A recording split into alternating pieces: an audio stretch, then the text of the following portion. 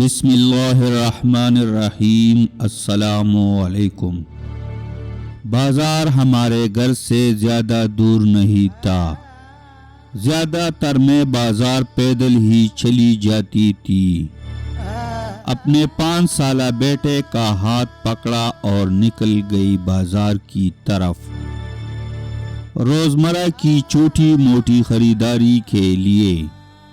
راستے بھر بیٹا عمر باتیں کرتا رہتا اور میں اسے ارد گرد کی چیزوں کے بارے میں بتاتی رہتی۔ بہت جلد اس نے سڑک پار کرنا سیکھ لیا۔ اسے راہ چلتے بزرگوں کو اور دکانداروں کو سلام کرنا بھی اچھا لگتا۔ اب اسے سڑک کے کنارے لگے ہوئے مختلف درختوں کے نام بھی یاد ہو گئے تھے، اور ان درختوں کی کچھ خصوصیات بھی جو میں راہ چلتے اسے بتاتی رہتی تھی۔ راستے سے پتھر ہٹانے کا ثواب جان کر وہ راستے سے پتھر ہٹا کر بہت خوش ہوتا۔ اس بازار میں وہ فقیروں اور ضرورت مندوں کو پیسے دیتا تو اس کے چہرے کے تاثرات بتاتے کہ اس چھوٹے سے بچے کے دل میں ہمدردی کے جذبات بھی ہے۔ مجھے خوشی تھی کہ عمر لوگوں سے مل کر انہیں پرکھنا بھی سیکھ رہا تھا۔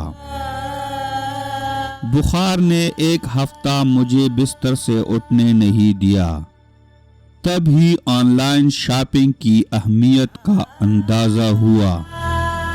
تندرست ہونے کے بعد بھی آن لائن خریداری سے میرا بہت وقت بچ جاتا۔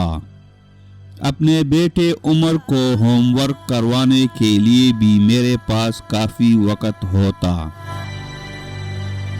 3 ماہ تک میں نے آن لائن شاپنگ سے بھرپور فائدہ اٹھایا، مگر طبیعت میں سستی رہنے لگی تھی۔ 2 دن پہلے میرا موبائل گر کر ٹوٹ گیا تھا۔ مجھے کچھ چیزیں منگوانی تھی، نہ چاہتے ہوئے بھی مجھے بازار جانا ہی پڑا۔ عمر کو جلدی سے ہوم ورک کروایا کر ہم دونوں بازار کی طرف چل پڑے۔ وہی راستے، وہی سڑک، مگر ان 3 ماہ میں بہت بڑی تبدیلی آ چکی تھی۔ تمام وقت عمر کی طبیعت میں بے چینی اور اکتاہٹ رہی۔ اسے کسی بھی چیز سے کوئی دلچسپی نہیں تھی اور نہ کچھ جاننے کی جستجو تھی۔ بزرگوں اور فقیروں کو وہ مسلسل نظر انداز کر رہا تھا۔ وہ درختوں اور دکانداروں کو بھی بھول چکا تھا۔ اس کے مشاہدات نہ ہونے کے برابر تھے۔ وہ جذبات سے عاری روبوٹک بچہ لگ رہا تھا۔ مجھے یہ سمجھنے میں دیر نہیں لگی کہ آن لائن خریداری سے میں نے وقت کی بچت کی ہے یا عمر کو وقت سے پیچھے کر دیا ہے۔